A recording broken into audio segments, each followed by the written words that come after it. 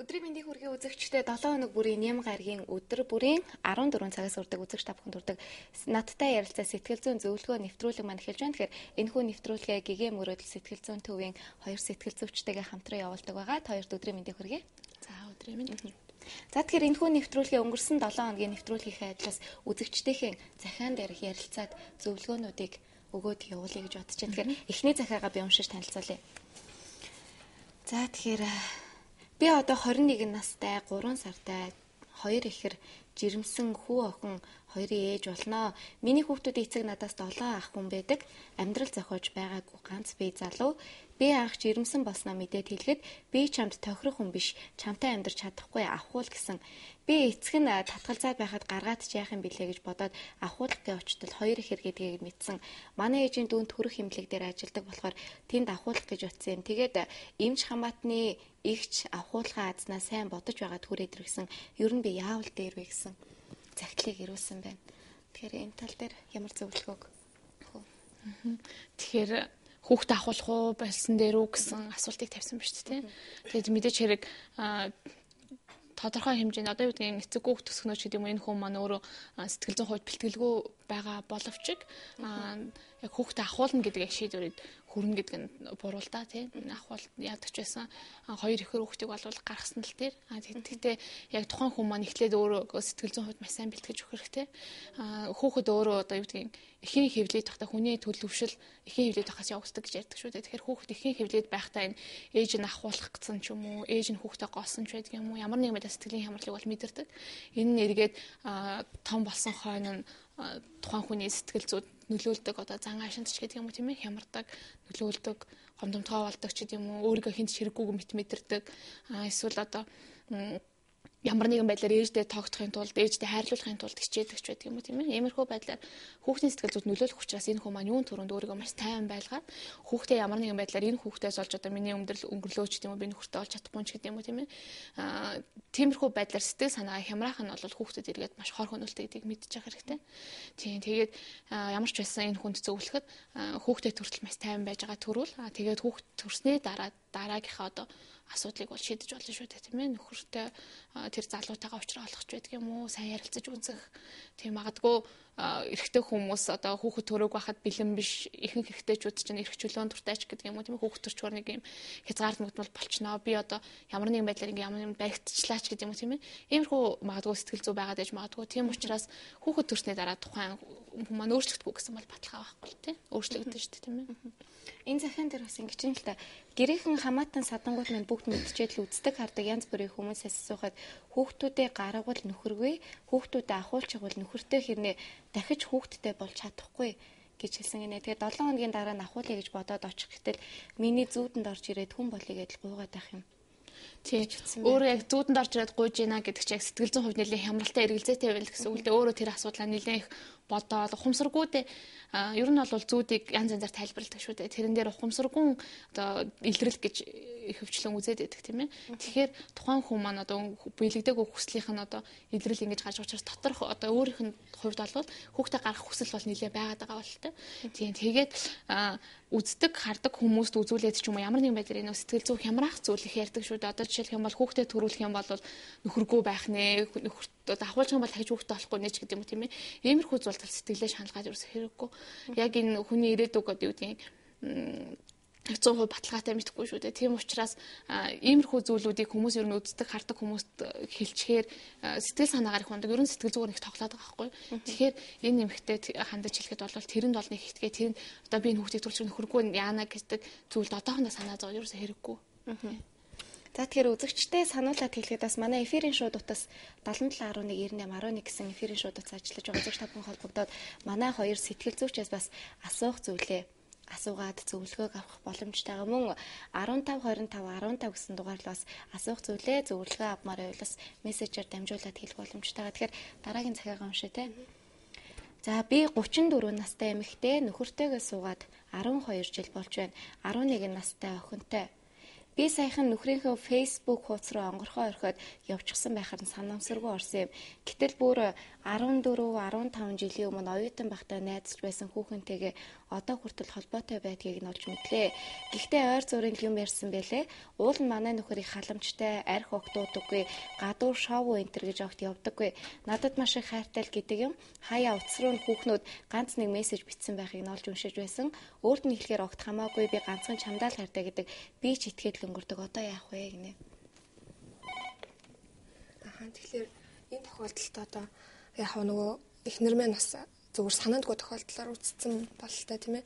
Тэгэхээр яг одоо яг бодтой тийм одоо байранд нотлохоо байхгүй тохиолдолд одоо тэр хүнийг одоо шууд хартад цэртэд ч юм уу эсвэл бол яг ямар нэгэн байдлыг өөртөө бий болгоод одоо төсөөлөл бий болгоод тэрнээсээ болоод одоо үйл итгэх ч юм уу яг гэр бүлийнхээ харилцаанд зөрчил гаргах үнцгийг тавих магадлалтай. Тэгээ тийм болохоор яг одоо энэ яг зүгээр одоо ангийн найз ч юм уу эсвэл бол одоо тухайн үедээ оюутан байхдаа дотн байсан тэмхүү найзтайгаа байнгын холбоотой байх нь бол ер нь бол чирээ үзэгдэл тийм тэгээд яг эмэгтэй хүн гэдэг талаас нь ихнэр нь жоохон эмзгэлж хандаад шиг байна л да. Гэхдээ ер нь бол яг тэр хүн ингээд зүгээр мэд мэдээд тэгээд ойр зургийн юм яриад өнгөрчдөг тохиолдолд бол ийм хитрхи их гүнзгийгээр хүлээж аваад тэгээд тэрнээсээ болоод өөрийгөө ч хямраад бас нөгөө зөрчлийн гол үндсийг үүсгэх бол хэрэггүй үйл гэж хэлмээр байна л да. Тий. Таны хувьд ямар зөвлөмж вэ? Тэгээд энэ тохиолдолд хамгийн гол нь гэр бүлийн харилцаач өөр итгэл дээр тогтдог шүү дээ. Тийм учраас итгэх хэрэгтэй. Эмэгтэйчүүд маань алдаад байгаа зүйл нь юу гэхээр ерөөсөө итгэл нь одоо юу гэдэг итгэж чадахгүйгаасаа болоод эд нөхрөө цааш нь түлхээд байдаг. Ирчүүдийг илүүтэй их одоо би итгэхгүй байна ч гэдэг юм уу би ингэж байна гэдэг үднээс хандаад байн мөрдөж мөшгөөдөж байдаг юм эсвэл ямар нэгэн байдлаар ихтэй хүн жоохон алдаа гарахад тэрэнд нь хит их хүн ноцтойгоор хүлээж аваад энэ байдал нь эргээгээд нөхрөө өөртөө тогтоож авч үлдэн гэхээсээ илүү цааш нь түлхээд байдаг. Тийм учраас юун түрүүнд өөртөө маш их анхаарах тийм нэмэгтэй болвол итгэх хэрэгтэй. Тэгээд аль болох илүү зүйлэнд хямрахгүйгээр сэтгэл санаагаа тайван байлгах хэрэгтэй. Тэгээд бас хитрхи жижиг зүйлийг өөртөө хитрхи том болгоод тийм тэгээд тэрэндээ бүр сэтгэл санаа бүх юмаа тэрэнд хараад тийм тэгснээр одоо бүрлээ өөртөө илүү муу өөртөө хэцүү байдлыг бий болоод тийм тэгээд тэгэхээр зөвхөн энэ нэг ганц хоёр үг солилцсон мессежтүүдийн зүйлээс бол одоо тэр хоёрын асуудал болоо юу юм одоо салан ч юм уу тийм эсвэл бол нөхөр нь өөр хүнтэй болцсон гэсэн магадлалыг бол яагаад ч тавих боломж гүйлдэ тийм болохоор хамгийн гол нь тайван байх хэрэгтэй. Тэгээд яг ийм юмыг бас наанта цаантаа бодох хэрэгтэй. Яг бас тэгээд яг өөрөө тэр одоо тухайн нөхрийнхөө байр суурин дээр өөрийгөө тавьж үзэх хэрэгтэй. Яа тэгэхээр одоо өөрөө 10 жилийн хажуу оюутан ангийн нэг найзтай мессежээр таарлаад тэгээд мессенжерээр ч юм уу мэдлэлцээд тэгээд битсэн байхад нөхөр нь үзчихээд яг иймэрхүү байдал гаргаад байвал бас яах вэ гэдэг талаас нь бодох хэрэгтэй. Ийм байдалд орсон бол гэд тийм тэгэж бодох хэрэгтэй. За дараагийн захиагаа уншъя. Саяхны болтол нэг залуутай үерхдэг байлаа гинэ. Би 27 дэх эмэгтэй гэж. Гэтэл тэр залуу үнэхээр их хартай бас огцон мууртай. Уг нь би тэр хүнтэй болж бүтэн л гэж боддог байсан. Гэтэл тэр намайг нэг залуутай хамт хоол идэж байхыг хараад надад гар хүрсэн юм л та.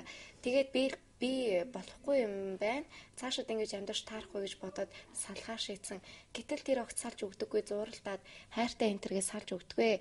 Уг нь салъя гэж хэлээд уулзгаа байснаас хойш жил гарсан болж байна. Байнга залгаж араас мөрдөж мөшгөн намайг өөр хүнтэй уулзахаар хаанаас ч юм гинэт гарч ирээд ширч гулдраад би нөхөр байгаа юм энтергээд баахан худлаа янз янзын юм ярьдаг гинэ. Ер нь бол гэхдээ энэ яг хардталттай холбоотой зүйлүүд байна те ер нь. Тийм ээ.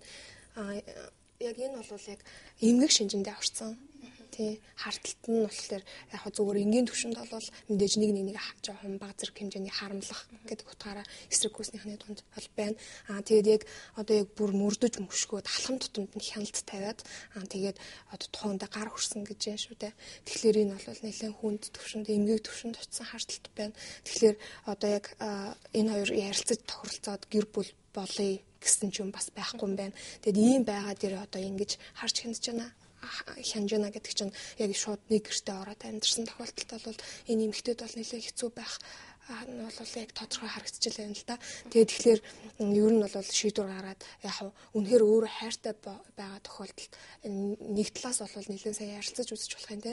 Одоо яг яагаад ингэж юм магадгүй тэр хардах шалтгаан нь эмэгтэй хүн одоо тухайн эмэгтэй өөрөө төрүүлээд юм уу тий тэр тал дээр бодолцож үзээд тэгээд хоорондоо ярилцаж үзээд тэгээд болохгүй бол ер нь одоо хүүхдтэй болоогүй дээрээ ч юм уу эсвэл яг гэр бүлээ батлуулаад нэг гэртээ ороогүй байгаа дээр нэлээд нухацтай хашиг шийдвэр гаргаад тэгээд асуудлаа шийдэх хэрэгтэй. Тийм тэгэхгүй бол яг ер нь бол яг ийм одоо үерхлийн төвшөндөө ч юм уу яг хосын харилцаа анхан шатны төвшөнд байгаа хэмжээндээр яг иймэрхүү асуудал гаргаж байна гэдэг маань бол гэр бүл болсны дараа бол тухайн эмэгтэй эннээс болоод ямар ч хохирол амсах боломжтой. Тийм. Ер нь хар гэдгийг сэтгэл зүйн үүднээс тайлбарлавал ер нь байх ёстой бас хайртай хүн хартай гэж ярьдаг шүү дээ тий. Харлал гэдэг асуудал маань өөрөө эмгэг болон энгийн гэж байгаа л та. Тэгэхээр энгийн харлалт буюу нөө өөрийнхөө хайртай хүнийг харамлах гэдэг ойлголт байдаг тийм үү? Тэр бол мэдээж хэрэг байх ёстой зүйл. Гэтэл яг эмгэг болоод ирэхээр энэ маань өвчин болоод ирдэг. Тэгэхээр хүнд юу н хардалт гэдэг ойлголт бүр дөнгөж төрсэн цагаас үүсч бий болдог. Тэгэхээр бас энэ дээр юу хэлмээр вэ гэхээр нялх хүүхдтэй ээжүүдтэй ч юм уу бас сануулж хэлмээр байна л та. Хүүхдтэй одоо хүүхдийн хувьд ээжийг харамлах, хардах, ээжийг харддаг тийм сэтгэл зүйн онцлог байдаг. Тэгэхээр яг энэ үед нь хүүхдээ орхиж яваад ч юм уу хэд их одоо энэ хардалтыг ингээд дэврээгээд хөгжүүлээд тах юм бол эргээд нөгөө хүүхд маань том болсон хойно эмгэг тийм харталт үсгэх магадaltaй болоод ирдэг. Ер нь бол аливаа сэтгэл зүйн үзэгдэл аливаа нэг бидний ялгүй гэж үзэж байгаа бүхэн ямар нэгэн шалтгаантай байдаг. Бага наснд юм уу хүүхэд байхад ч юм уу тий. Тэгэхээр энэ эмгэг харталт үзүүлээд байгаа хүмүүс ихэвчлэн гэр бүлдээ хайр халамжийг дутуу авсан ч гэдэг юм уу ээжийн хайрыг хүсэмжилсэн ч байдаг юм уу тийм ээ. Иймэрхүү байдлаар харталтууд маань үүссэн байдаг. Тэгэхээр энийг бас олж тогтоох хэрэгтэй тий.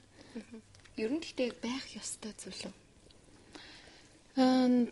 Яг одоо байх ёстой, байх ёсгүй гэж дүгнэхэд бол арай л болохгүй тийм. Гэхдээ ер нь бол энгийн харталт бол байх ёстой. Тийм. Эмгэг харталт бол байж болохгүй зүйл тийм. Гэхдээ ер нь нийтлэг байдаг, их байдаг.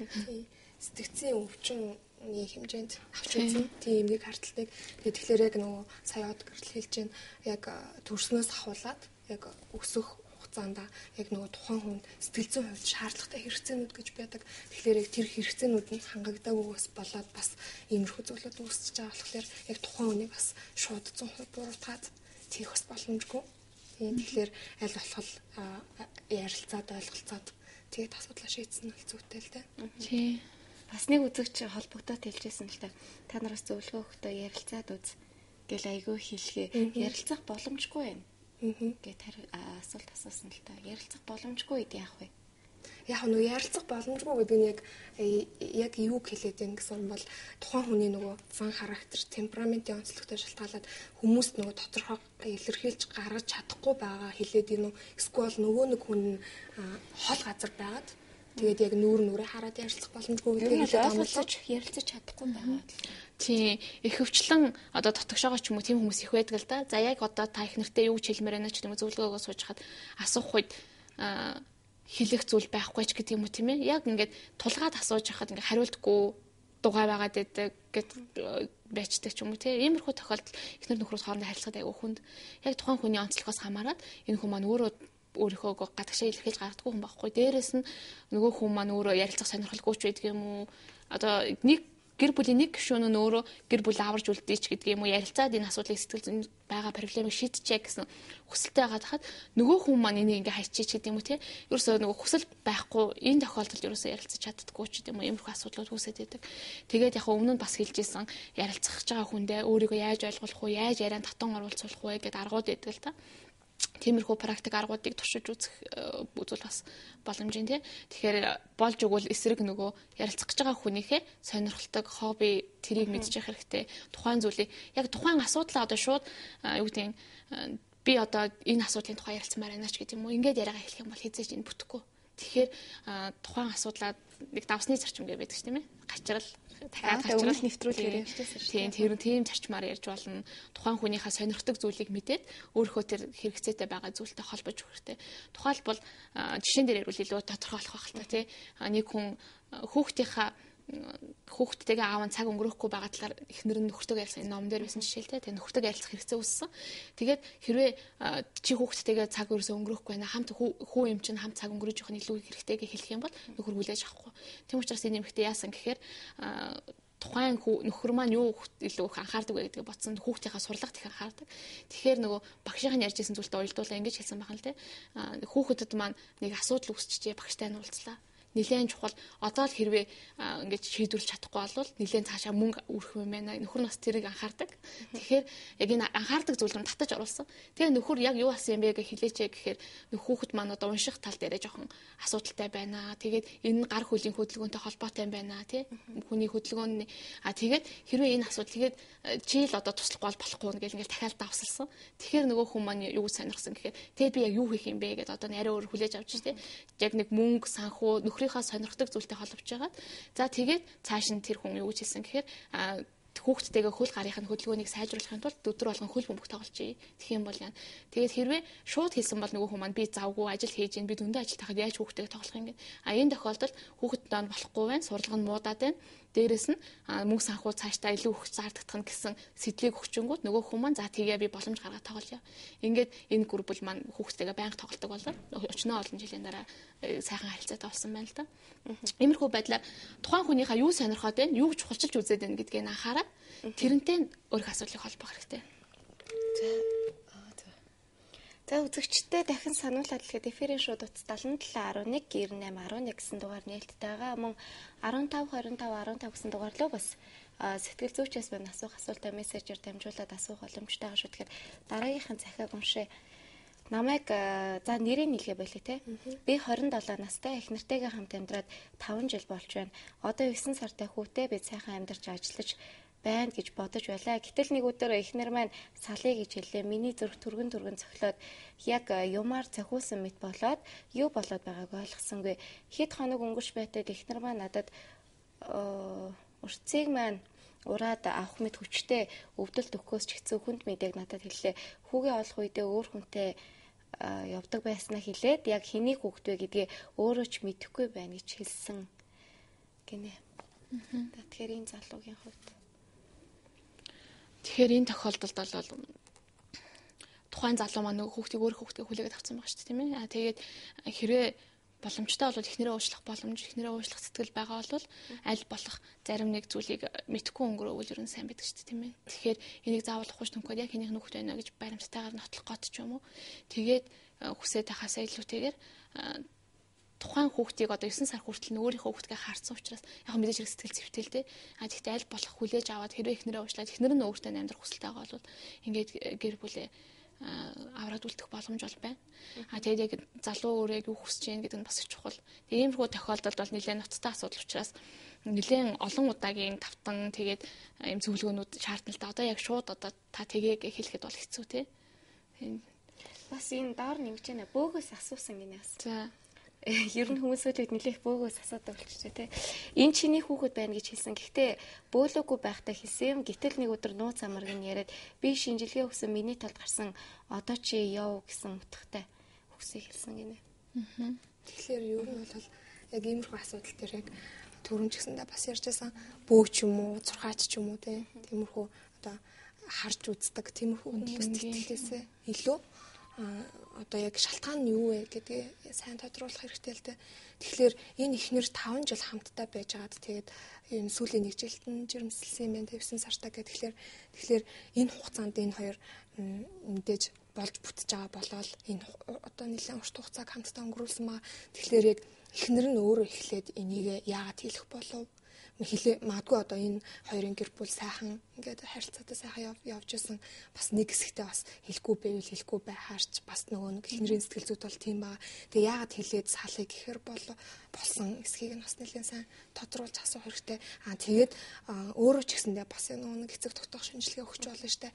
Бөөд очихсоосоо илүү ихний ээлжинд тий хамгийн гол нь ихний ээлжинд хүүхдээ яг хэнийх вэ гэдгийг нь тогтоочих хэрэгтэй. Уцаар ярьсан хэн нэг юм ч юм уу эсвэл бол бөөгийн хэлсэн үгэнд итгэх нь болох гол биш. Тий. Тэгээд мэдээж сэтгэл зүйн хувьд бол энэ хүнд бол хүнд байгаа. Энэ 5 жил амьдарсан эхнэр нь тийм зүйл хэлнэ гэхлээр тэгэхээр эхний ээлжинд бол хүүхдийнхаа яг тогтоолгочих хэрэгтэй байна л та. За үзэгч холбогдож байна даа. За сайн байна уу? Өдрийн мэндийг хүргэе. Баярлалаа. Юм асуусан. За. Би нэг ихтэйгоо батлуулах гэж жил гарсан бас баггүй. Тий одоо тэгээд нэг няхуух яг манай 8 сар болж байгаа. Манай гүг надад айгу хайртай. Би ч гэсэн хайртай гэж боддог байхгүй. Энэ намраас манай ихтэй угаас манай дамжиж өгсөн. Тэгээд үргэлж дандаа ярьдаг байсан. Энэ намраас нэг жоохон хил анаа авахгүй ингээл заримдаа ирээд заримдаа ирэхгүй ингээл байлдан кафан дээр ажиллаж байхгүй намайг төснөөс ажил дээр орсохгүй. Тэр ажил дээр орсон цагаас хойш нэг сонин. Тэгээ одоо сүүлдээ ирээд би одоо яагаад байгаа тайлбаргүй. Би одоо яамаар юм бэ гэж сайн юм яриад идэг болсон. Тэгээд сая манайх ерөөс юм хэлсэн сая 2 өдөр дараа цогцсон ирсэн байхгүй юу? Шал цогцсон ирсэн. Тэгээд сүүлдээ манай ахур нэг жаа луга хараад одоо нэг ирээл нэг яваад манай төвөг одоо юу гэж бодоод байгаа юм гээд манай хүү явуулсахгүй. Тэгэхээр нэг байснаа миний утгаар ярихгүй хөөе нэг ярихгүй байгаад яадаг байхгүй. Ерөөсөө таар махны байхгүй юм байна маа гэж.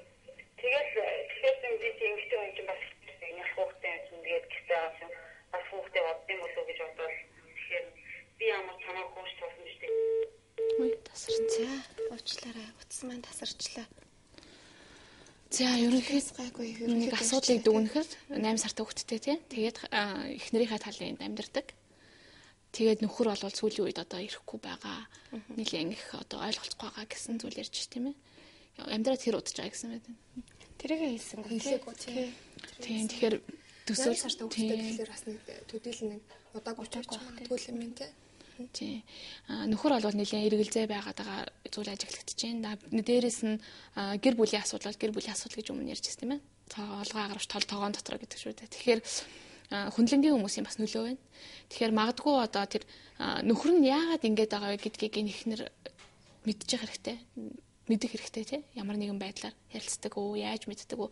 Тэгэхээр магадгүй нөхөр одоо хадгуусаа харилцаа ч юм уу тааруугаас ч юм уу эсвэл ингээд эрэгтэй хүн хэн нэгнийд амьдарч ийн гэсэн мэдрэмжээс болоод ч юм уу тийм ээ энэ манай гэр биш гэдэг одоо юу гэдэг өөрийн яг гэсэн гэр орон гэдэг утгаараа яг манай гэр бүл гэдэг утгаараа хүлээж авч чадахгүй айлд амьдарч ийн гэдэг утгаараа хүлээж аваад энд ингээм амьдрах нь хэцүү байгаад магадгүй хүндрэл үсэдэж болох юм тийм ээ нэг талаасаа нөгөө талаасаа тухайн эрэгтэй хүн маань яг энэ гэр бүлийн харилцаанд бэлэмж ч юм уу сэтгэл зүйн хувьд бэлтгэдэггүй байж бас болох юм. Тэгээд хүүхэд төрчихсөн. Нялга хүүхэдтэй байх үед угаасаа гэр бүлд маш олон асуудлууд гарч ирдэг шүү дээ. Үүрэг нь өөр болно. Гэр бүлийн анхаарал хос хоёр бие биендээ анхаарчсан бол хүүхдэд анхаарна гэдэг. Тэгээд иймэрхүү байдлын зөрчилтэй өөрчлөлтөөс болоод тухайн өөрчлөлт тасч чадахгүй сэтгэл зүйн бэлтгэдэж чадахгүйгаас болоод ийм баг зэргийн хямрал үүсчиж болох юм. Тэгэхээр энэ асуудалд бол яаран дүгнэлт хийгээд одоо манай нөхөр надаас алдчихж байгаа юм байна ч гэдэг юм уу яаран дүгнэлт бол хийгээд ерөөсөө хэрэггүй тийм ээ. Тиймэрхүү.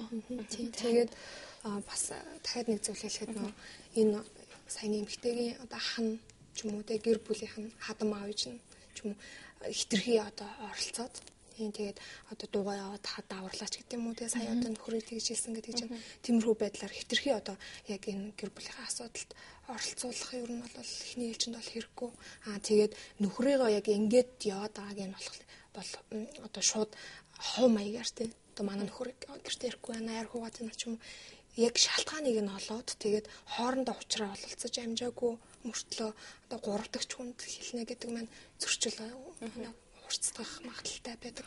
Тэгээд тэгэхээр эхний ээлжинд хоёулаа ярилцаад үзэх хэрэгтэй. Тэгээд гэр бүлийнх нь бол яг хаа дараагийн одоо хоёулаа зөвшөлтсөлд хүрээд тэгээд ямар нэгэн шийдвэрт хүрснийхаа дараа бол дараагийн хүмүүст мэдгдэх нь бол зүйтэй л дээ. Тийм. За дахин үзэж бодож байна уу? Байна уу? За та шууд нэвтрүүлэг толгогдлоо. Сайн байна уу? За сайн байна. Өдрийн мэндийг хүргэе. Баярлалаа. За та манай хоёр сэтгэл зүйчээс юуны тухай асуух уу? Би ингээд ихнэр хүүхдтэй амьддаг байхгүй. За. Би нөгөө тасгийн хувийн хэрэгтэй. Тэгээд манай ихнэрээс учир зүггүй хардаад бас нэг тиймэрхүү сүүлийн 6 сараас хойш тийм дээ. Эхнэртэйгээ амьдраад хэр удаж байгаа вэ? 4 жил. Эдгээр орой ихтэй. Тэгэхээр ч та 18 таа. Хараа 10 жил цуцлаад байсан юм аа. За. Тэгээд их нэртэйгээ ярилцаж үзсэн үү? Тэгээд тэнгууд чи ихтэйхгүй байна. Ерөөсө тоохгүй байна гэж. Хүүхэд нь том уу? Хоёр өдөр.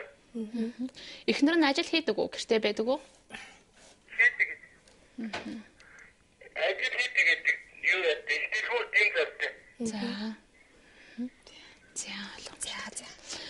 Тийм, ихэвчлэн залуу гэр бүл байна тийм ээ. Энэ гэр бүл маань тэгэхээр нэг үйл ойлголцлын үе эхэлсэн байна л та. Тэгэхээр энэ дээр юу ажиллаж байгаа тэгэхээр эмэгтэй хүний эрэгтэй хүний хувьд чухал байх гэсэн хүсэл.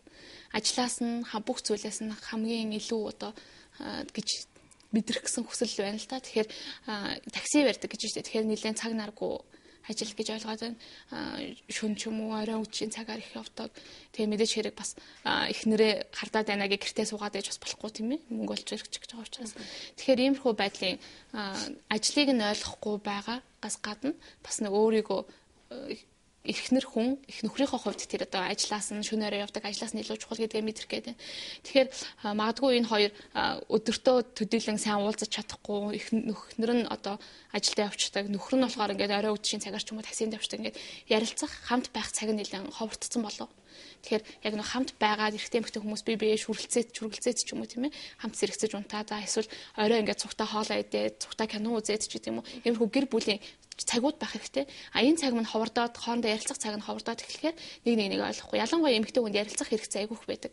Тэгэхээр ихтлгүүрт юм зардаг гэсэн тийм ээ. Магадгүй яг хамт олон дотор ингээд байж чадахгүй тухайн ингээд өөр дотор сэтгэл дотор байгаа зүйлээ бусдаа хуваалцах чадахгүй. Энийг орой нэг нөхрийгөө ирэхээр нь ярьчих юмсан даа гэж хүлээгээд байдаг. Гэтэл нөхөр нь ирдгүү ч юм уу тийм ээ.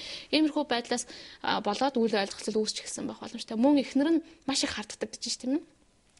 Тэгэхээр эхнэрүүд бас харддаг тохиолдол нэлээх эрэгтэй хүн хардаад зодоод байдаг зөвхөн тийм биш. Эхнэрүүдийн хардталт бол нэлээд бас аюултай тийм байнга одоо сэтгэл санаа дарамтлал нь одоо энэ байдлаар үргэлжлэх юм бол нөхөр бол одоо байнгын энэ дарамтнаас болоод байнгын эхнэр нь өглөөж загнаад ч юм уу иймэрхүү байдлаас болоод залхах нь яванда. Тэгээд залхаад одоо энэ гэр бүл салах ч юм уу тиймэрхүү аюул бол нүүрлэн. Тийм учраас эхнэрт нь ч тэр бас хэлжих зүйл байна л да тийм аль болох хартахгүй. Магадгүй одоо энэ гэр бүл маань тодорхой хугацааны турш одоо зарим нэгэн зүйлийг туршиж үзэх хэрэгтэй. Болж өгвөл нөхөр нэг 7 хоногийн турш ч юм уу гэртээ орой эрт ирээд ч юм уу тийм ээ. Иймэрхүү байдлаар хандаад эхнэр нэг 7 хоногийн турш нэг ч удаа хардаж одоо араас нь уцдахгүй ч юм уу тийм ээ. Иймэрхүү байдлаар ямар нэг байдлаар юм өөрчлөлт гаргах гад оролдоод үзэх хэрэгтэй.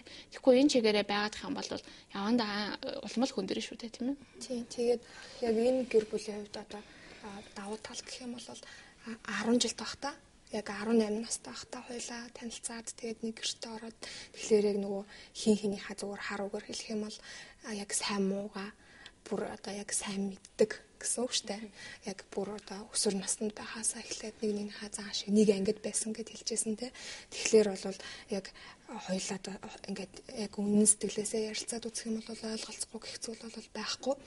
Тэгээд бас нөгөө төгөөр яг ад гэрэл хэлж гэн яг нэг хямралын үе байна гэд яг гэр бүл болоод эхний 3 жил өнгөрөөд 4 5 дахь жилээсээ эхний хямралын үе гэж гарч ирдэг.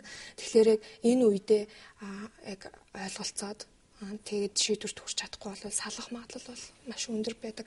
Ялангуяа яг энэ 22 23 насны гэр бүлүүд бол тэгэхээр эхнэрт одоо хандаж хэлэхэд бол яг мэдээж одоо тэр хүн одоо дурандаа ч юм уу тэгээ шөнөөр ажиллаад яваад ахгүй зайлшгүй амьдралын шаардлагаар бас яг одоо яг өдийн насны залуучууд ажил хийхгүй гэртээ суугаад эхнэрээрээ тижээлгээд тэгээд сууж байгаа залуучууд зөндөө байхад таны нөхөр бол бас эхнэрээ хүүхдээ гээд тодорхой хэмжээгээр мөнгөний төлөө ингээд ажиллаж байгаа тохиолдолд нь одоо тэгээ буруугаар ойлгоод хартаад тэгэх бол ерөнхийдөө хэрэггүй тий тэгээд ер нь бол тэгээд одоо яг хэлж юм л да яг нөгөө хамт байх хугацаа багассантай л холбоотой. Тэгэхээр аль болох цагийг өөрсдөө цаг гаргах хэрэгтэй.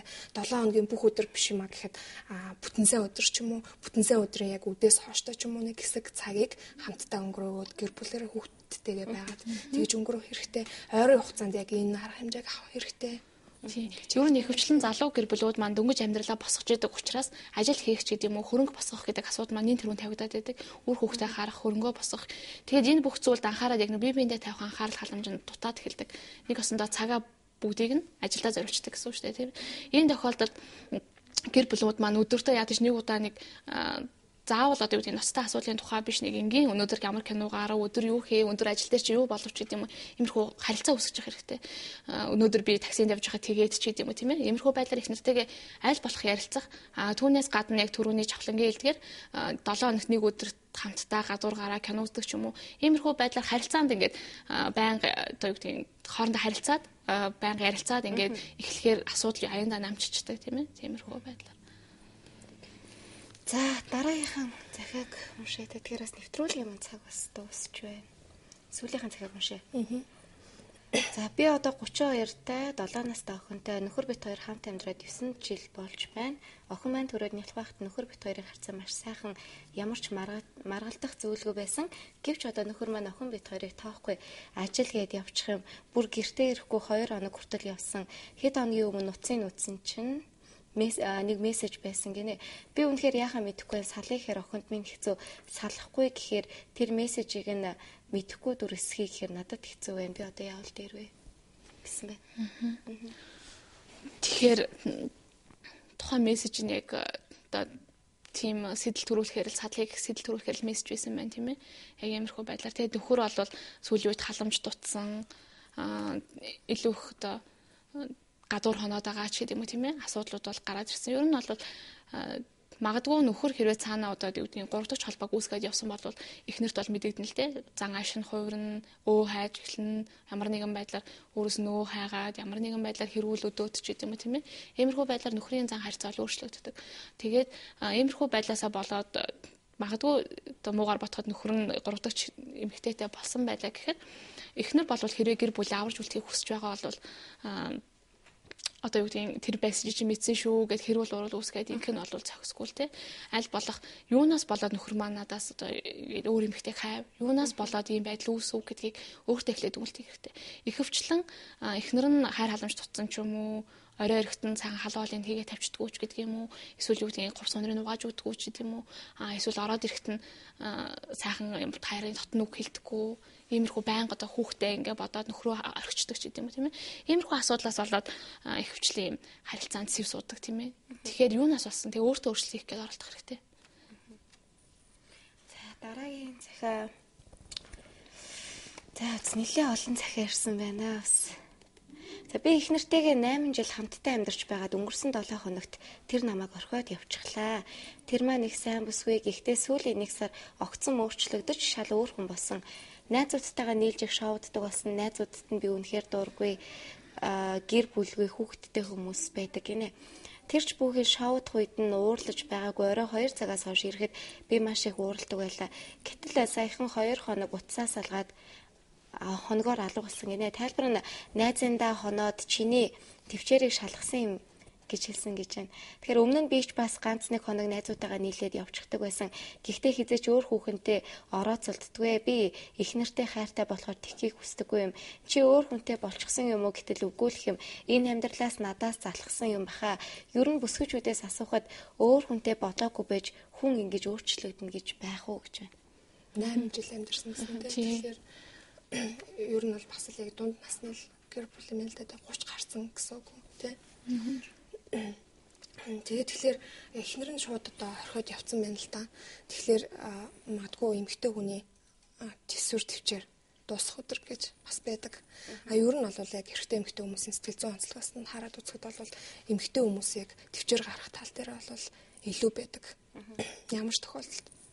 Тэгэхээр яг яагаад ингэж орхиод явсан шалтгааны нөхөр нь бол мэдэхгүй байна.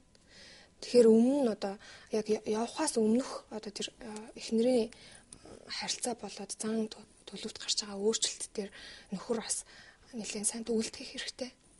Яг юунаас олов.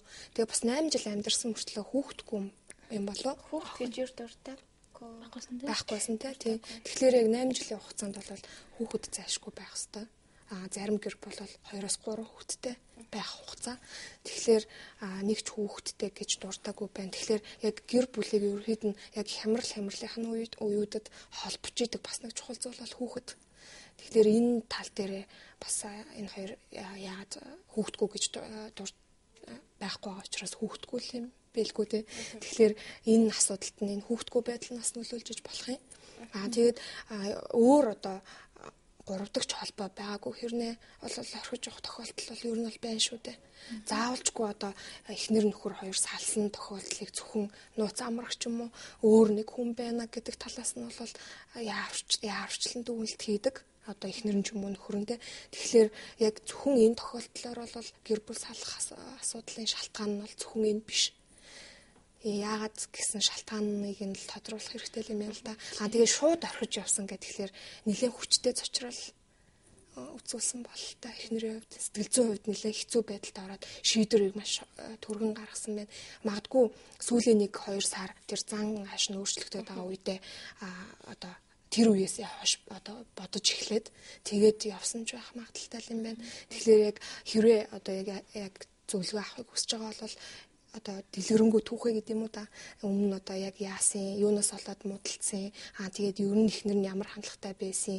Тэгээд магадгүй хүүхдгүй бол яагаад хүүхдтэй болохгүй энэ шалтгаануудыг нь мэдсэний үндсэн дээр бол зөвлөгөө өгөх бол боломжтой. Тийм энд бас нэг зүйл ажиглаж байна. Нөхөр бол яг сүүлийн 1 сарын зан харилцаа өөрчлөгдсөн дээр их анхаарлаа хандуулад энд 1 сард юу болчих вэ? Нөгөө нэг ботод болж утггүй ч гэдэг юм өөрийнхөө дургуй найзуудтайгаа нийлээд одоо юу гэдэг өөр залуутай очлооч гэдэг юм яг иймэрхүү байдлаар хараад байна. Миний ажиглаж байгаагаар бол энэ асуудал нь бол өнгөрсөн 8 жил байсан. Ямар нэгэн байдлаар эхнэрийг тэр юунд түлхэж байгаа сэтэл нь бол өнгөрсөн 8 жилийн хугацаанд гарсан тухайн хоёрын харилцаанд тухайн хоёр хосын маань одоо бие биенээсээ хүрсэн эхнэр бол магадгүй ингэж явж байгаад нэг зүйлдээ тесрэх гэх юм уу тийм ээ. Тэр үедээ ирээд 1 сарын турш одоо гадуур гараад аль болох одоо үүдгийн тэр асуудлаасаа сатаарахыг хичээгээд ингэж явж байгаад цаазаа юусаа ингэж шийдэе гэдэг юм уу тийм ээ. Иймэрхүү байдлаар шийдсэн болов. Тэгэхээр энэ асуудал бол ерөөсөө өнгөрсөн хугацаанаас хайх хэрэгтэй. Яг юунаас болов гэдэг. Түүнээс яг энэ 1 сард гадуур их зугааллаа, гадуур их шоудлаа. Энээсээ болоод өөр залуутай болчихжээ гэдэг үгнж бол болохгүй. За тэгэхээр үзэгчдээ сануулад хэлэхэд 77119811 гэсэн эфирийн шууд утас нээлттэй мөн 1525 15 гэсэн мессежний дугаар ажиллаж байгаа үзэгч та бүхэн хоёр сэтгэл зүйчээс маань асуух зүйлээ мессежээр дамжуулаад бас бичээд зөвлөгөөг авах боломжтой байгаа шүү. Үзэгч холбогдолч нь холбогдъё. Байна уу? Сэтгэл зүйчтэй хуваараа ямар утгаар холбооч болох юм бол? За та хэрвээ манай яг төв дээр ирж уулзч болно. Манай төв баруун дөрвөн замаас урагшаа онцгой байдлын ерөнхий газар руу явсан туслах замаараа ирэхээр 11-р сургууль гээд байгаа. 11-р сургуулийн яг зүүн талд нь Транс Капитал банк бус санхүүгийн байгууллагын төв байрны 4-5-т нэг тоот гээд хаалга байгаа хаягтай. Тэгээд 89 11 98 99 88 тэгтийг 14 25 гэсэн дугааруудаар холбогдоод цаг аваарай. 14 25. За бас мессежээр ирсэн хүмүүсийнхэн би 25 настай надаа нэг залуу сайн би ч бас гэтэл нөгөө залуу маань намайг гээд тасарсан байна тийм. За хардаад гэж байгаа юм шиг байна те баг тийм шиг байна. Тэгэхээр түрүүнээс хойш бас 25 настай хэрвээс түрүү ярьжсэн шүү дээ те нэлээд нас залуу тэгээ бас хардаад гэд нэлээд захиад байсан те. Энэ мессеж бичсэн хэрэглэгчийн маань 25 настай гэхдээ гэр бүл болоогүй байгаа юм шүү дээ. Хараахан гэр бол болоогүй. Зөвхөн найз залуу. Тэгээд энэ дээр бас найз залуутайгаа одоо хэр удаж байгаа юм бэ? Хэр удаан хугацааны турш найзалж байгаа гэдэг нь бас их чухал байна. Тийм зүйл. Байна уу? Байна уу? Байна уу? За тасарчлаа. За дараагийнхаа захиаг энд гэхдээ түрүүний бүгдээрээ бас нилээдгүй хардалт гэр бүлийн амьдралын талаар ярьлаа шүү дээ. Тэгээ одоо энд өөр нэг захиан л да. Миний охин 12 настай биедэн өөрчлөлт орж эхэлсэн. Би бас сургууль сурдаг оюутан гэр бүлийн хүн маань гадаадд ажилдаг. Сүүлийн үед охин маань зан чанарын хувьд их өөрчлөгдөж байна. Хичээлээ хийгээд мэрийгээд байдаг хүүхэд байсан бол одоо зурагтаар хүүхэлдээ үзээ суудаг болсон. Бас өглөө унтаад хичээлдээ явахгүй, зөвлөж ярилцах үед үг сонсохгүй, чихээ таглаад эсвэл өөдөөс хэрэлтэн ярилцах хэрэг юу ч дуурахгүй, заримдаа хичээлээ таслаад гадуурт хийнэх боллоо гинэ.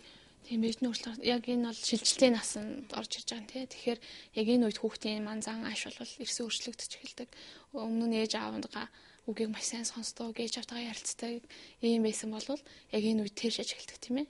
Илүү тех найз нөхдөд нь том байр суурь эзлээд тэгээд яг найз нөхдийнхөө үгийг дагдаг, найз нөхдөдөө одоо нэг осондоо бие махбодын хувьд одоо том өөрийгөө том болж нэж бодоод байдаг. Сэтгэл зүйн хувьд ч гэсэн тэгээд би том болж байгаа учраас ээж аавынхаа үгийг заавал сонсох шаардлага байхгүй шүү тийм үү. Тэгээ бас аав нь цуг яг одоохондоо байхгүй байгаа юм биш тийм ээ. Энэ бас ах хүүхдүүд бас нэлээд сэтгэл зүйд нөлөөлөх асуудал. Тэгээд тэрийг бас анхаарах хэрэгтэй.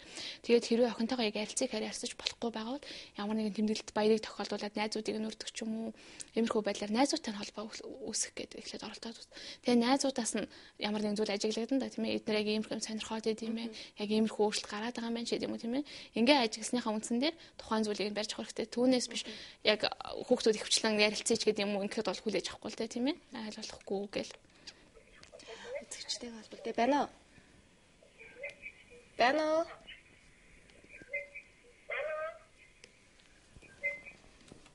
Тэвцнээс болохгүй. Тэгээ саяны зүйл дээр дахиад нэмээд хэлэхэд яг нөгөө зөвхөн хичээл гэдэг талаас нь биш. Тухайн хүүхд яг өдөд бол яг нөгөө хүүхдүүдийн яг нөгөө сонирхол яг төлөвшөж ирж байдаг. Юм руу ингээд сонин санагдаад, гоё санагдаад тэгж идэг үе. Тэгээд тэгэхээр хамгийн их сонирхож байгаа зүйл нь хичээлээс гадуурх зүйл юу вэ? Магадгүй фитнес хамт явдаг ч юм уу ээж нь тиймэрхүү талаар чөлөөт цагаа яг өөрийнх нь дуртай зүйлийг хийгээд хамтдаа өнгөрөх хэрэгтэй. Яг тэр үед ярилцах сэжим боломж бол зайлшгүй гарч ирнэ. Тэр яг үеийг одоо далиндуулаад гэх юм уу да яг болохгүй байгаа зүйлээ нээж нь ярилцаад хэрвээ одоо болж байгаа зүйлд нь магтаж урамшуулад те дандаа яг бас нэг эцэгчүүдийн гаргадаг алдаатай зүйл гэх юм бол зэмлээд идэг. Одоо чи идэхгүй байх, чи муу авч ийн, тэгээ гадуур тэнж ийн, муу хүмүүстэй нийлж ийн гэд тэрнээсээ илүү одоо магтаан сайшаах тий болж ийн гэсэн тиймэрхүү талаас нь хандах хэрэгтэй л дээ. За тасарчлаа. Дараагийнхын цагийг уншъя. Би их нэртэйгээ 8 жил за чи энийг уншсан шүү дээ тий нэрээ. Би одоо 21 настай найз залуутайгаа үерхэд 3 жил болж байгаа. Би өөрөө бол тэр залуутайгаа насан туршдаа хамт амьдрнаа гэдгээ шийдсэн. Гэхдээ асуудлууд гарч ирээд л ээж маань намайг түүнтэй үерхийг зөвшөөрөхгүй, суун гэж хэлэхээр юу зөвшөөрөхгүй байгаа. Гэхдээ би ээж автай хамт амьдрахгүй юм чинь болон бүтэн гэж бодоод байгаа. Өөрөө түүнд хайртай гэдгийг хамт амьдрнаа гэж шийдсэн мөртлөө түүнд итгэхгүй маа. Ээжийнхээ үгэнд орох уу, өөрийнхөө бас сэтгэлээд агаад явах уу? Тэгэхээр яг ээж нь яагаад ургуцаад байгааг эхлээд анхаарах хэрэгтэй л дээ. Яг ээж хавьгийг бол сонсох хэрэгтэй.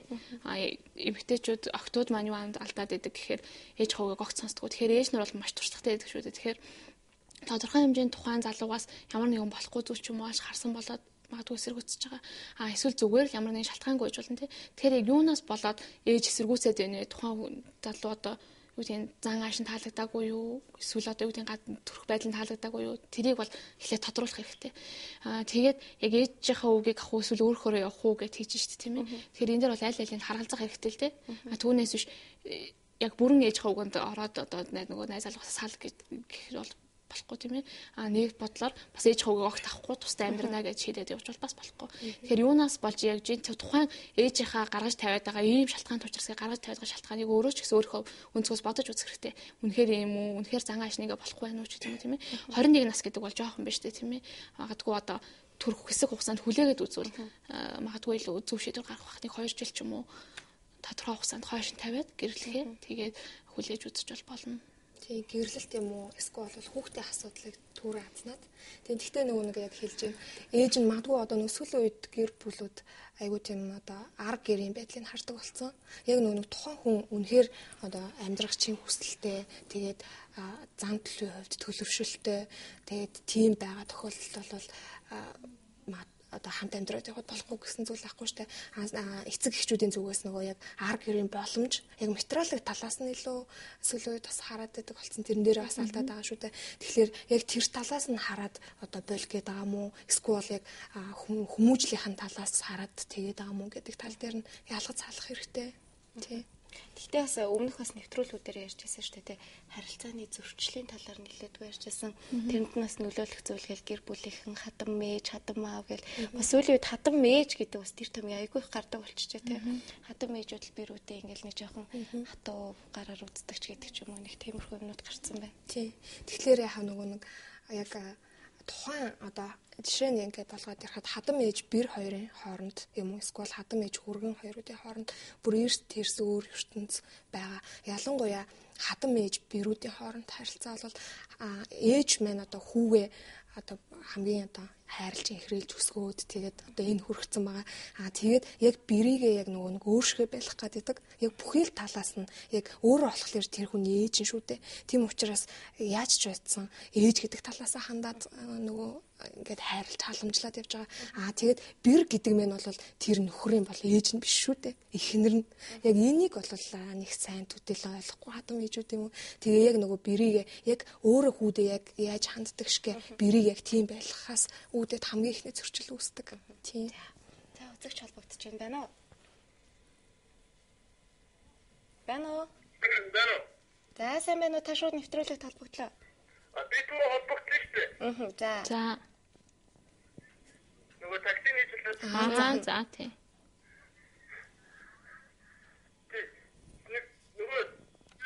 Нөгөө хууч найздаг байсан найз нь солонгосоос нэг 8 сарын өмнө ирсэн байхгүй юу?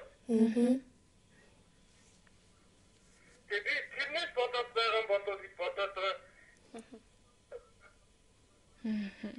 Тэгээд би өөртөө огцом шийдвэрүүд хийхгүй байгаа. Дахиад тасарчлаа. Тэгэхээр нөгөө нэг найзынхан эхнэрийнх нь найз юм байна те. Тэгээ тэр нь магадгүй эргэтэй л хүн гэж бодоод ингээд ах шиг байна те. Гэхдээ яг энэ хүн маань яг юу гэж дүгнээд хамгийн эхний ээлжинд одоо өөртөө яг юу гэж дүгнчихэд байна вэ гэхээр одоо найзалж исэн найз залуу нь солонгосоос ирсэн. Тэгээ тэр хоёр уулздаг болсон. Тэгээд одоо цаашдынхаа одоо уулзахын удаа өө хайгаад өөрөөс нь өө хайгаад тэгээ шалтгаалаад тэгээд уулзах гээд байна гэсэн тийм ойлголт магадгүй төрчөөд иж магадгүй. Тэгэхээр яар нь бол яг ингэж дүгнж болохгүй. Тэр хоёр ирснийхэн дараа тэр хоёр уулзсан юм уу? Уулзсан бол яг ямар хугацаагаар яаж уулзсан тий тэр одоо энэ асуудлууд энэ мэдснийхаа дараа дүгнэлтэн төрөхгүй бол одоо учир зүггүй найз нь солонгосоос ирсэн тэгээ надаас салах гээд байна шалтгаан хайгаад намайг хардаад тэгээ салах гээд байна ч юм уу тийм ойлголтыг бол авч болохгүй маа тий тэгээд уцнаас болохгүй ах шиг байна тий сайн тэгэхээр ачаалттай байна уу бас болохгүй байна уу тасраад энэ тэ түрүүнээс хойш.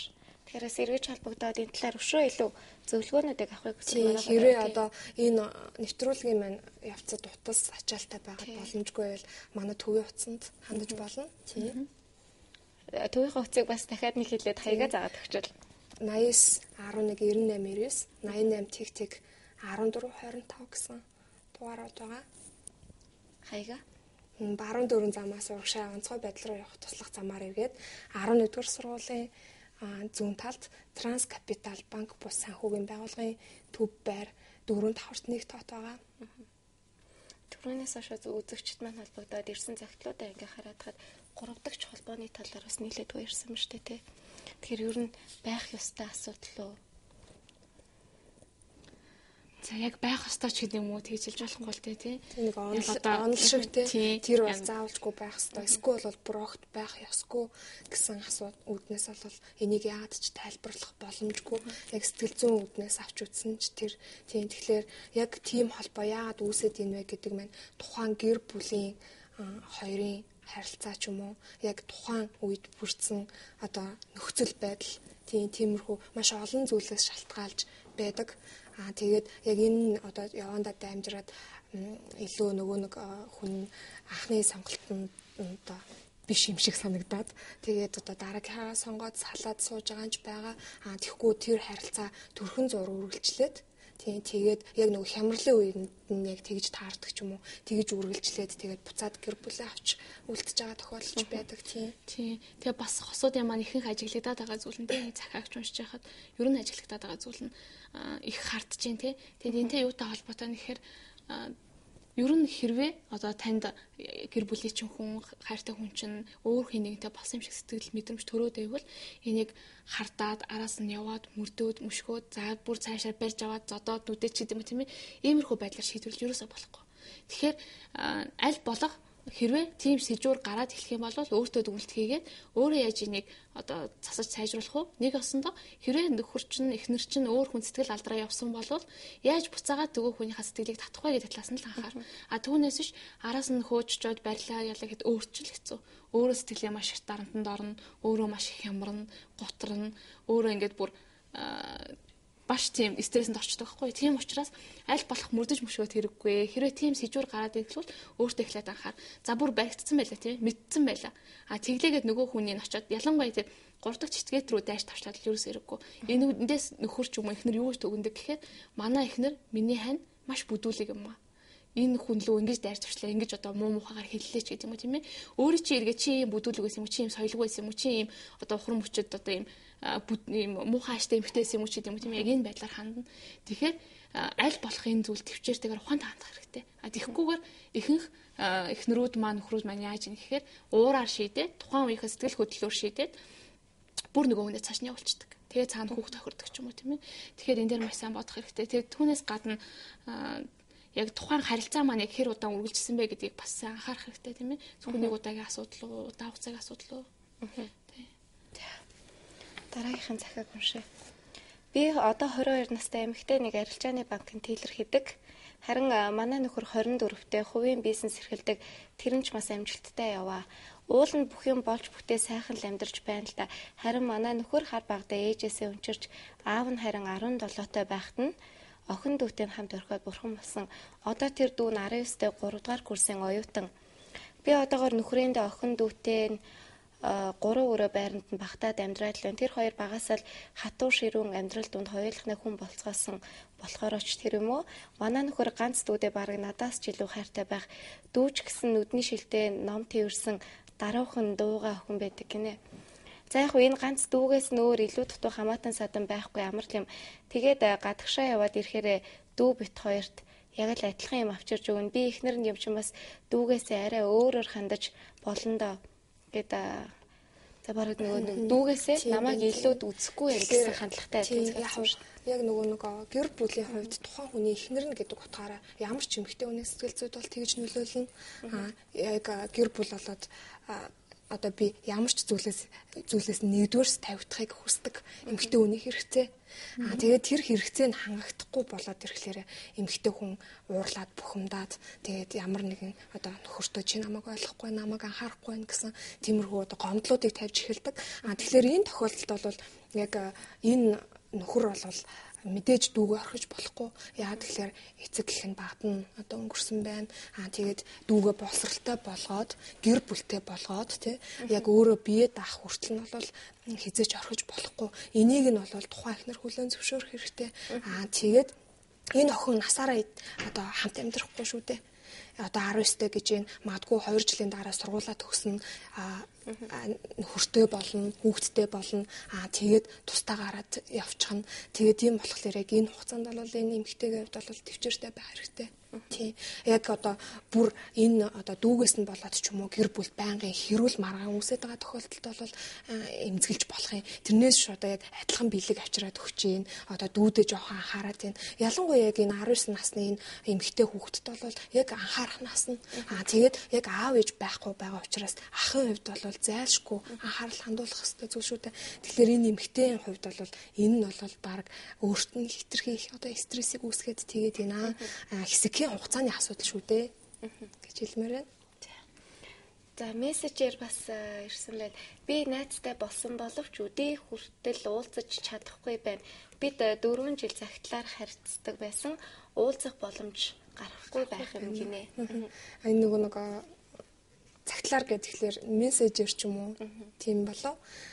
Тэгээд яагаад уулзах боломж гарахгүй байгаа нь тодорхой биш байгаа болохоор те 4 жил гэдэг чинь бас урт маш урт хугацаа тийм. Тэгээд энэ хугацаанд ямар нэгэн холбоогоо таслахгүй тэгээд нэг нэгэндээ ойлголцоод мессеж үчээд цагтл бичээд харьцдаг гэхлээр тодорхой хэмжээнд нөгөө тухайн хүн хоёр талд байгаа ч гэсэндээ сэтгэл зүйн хувьд сэтгэл дотор нөгөө тухайн хүнийгээ гэсэн мэдрэмж бол аль хэзээний төрөөд эхэлсэн байна. Ялангуяа эмэгтэй хүмүүс бол тийм тохиолдол бол нэлээд байдаг. Яг танилцаад мессежээр ч юм уу танилцаад тэгээд уулзаагүй тохиолдолд нөгөө хүн нь одоо байнгын анхаарал халамж тавьдаг тэр байдлаа мессежээр илэрхийлээд байгаа тохиолдол тэрэнд нь тасчихдаг тэгээд яагаад уулзах боломжгүй байгаа нь бол та хоёроос шалтгаалж байгаа шүү дээ. Тийм тэрийг одоо боломжоо хурдан гаргаад тэгээд одоо энэ удаан хугацаа болцсон юм чинь уулзах хэрэгтэй баг. Тийм. Тэгээ бас энэ дээр нэмж хэлэхэд ер нь бол хос хоёрын ч юм уу хүний харилцаа ер нь 2 жил болоо дараагийн шатанд тавьчих хэвээр. Тэр 4 жил гэдэг маань ахих хугацаа аль хэдийн болчихсон. Тэгээ магадгүй одоо энэ бичсэн уншигч маань сонсогч маань магадгүй тэр нөгөө эсрэг найзаагаа бууруугаар ойлгоод байгаа ш магадгүй. Тухайн хүн яг өөртөө нь уулзаад харилцаагаа дараагийн шатанд гарах хүсэлтэй нүггүй юу гэдгийг эхлээ бодох хэрэгтэй. Тэгэхээр бол энэ бол 4 жилийн хугацаанд аль хэдийн уулзаад дараагийн шатанд орчих хэрэгтэй байсан зүйл. Ингээ удаан үргэлжлээд байна гэдэг тэр эсрэг энэ хүн маань өөрөө хүсэлтэй байвч нөгөө хүний маань талаас хүсэл дутаад байна л та тийм ээ. Тийм. Мессежээр бас уцаа дахин хэлнэ гэсэн байна. Тэгээд уцаа 89119899 88 14 25 гэсэн уцаар холбогдоорой. За тэгэхээр нэвтрүүлгийн цаг маань дуусч байна. Үзэгч та бүхнийхээ бас эрүүлсэн захидалд тодорхой зөвлөгөө хариултуудыг өгч чадсан байх гэж найдаж байна. Тэгэхээр дараа 7 хоногийнхоо нэм гараг хүртэл үзэгч та бүхнийхээ захиаг хүлээн авсаар байх болно. Манай Шонхор TV@yahoo.com гэсэн бас мэйл хаяглал үзэгч та бүхэн захидлуудаа ирүүлэх боломжтой. Мөн гэгээн дагуулзуураас мөрөөдөл тий @yahoo.com гэсэн бас мэйл хаяглал захидлаа ирүүлж болно шүү. Мөн хаягаа дахиад дуулвал баруун дөрвөн зам Транскапиталийн төв байрны 4 давхартайгаа 11 дугаар сургуулийн яг зүүн талд 4 давхарт 1 тоот гэгээ мөрөд сэтгэл зүйн төв гэсэн хаягтай байгаа. За тэгэхээр энэ удаагийн нэвтрүүлэг маань өндөрлөж байна. Анхаарлаа хандуулан үзсэн үзэгч та бүхэндээ баярлалаа. За баярлалаа.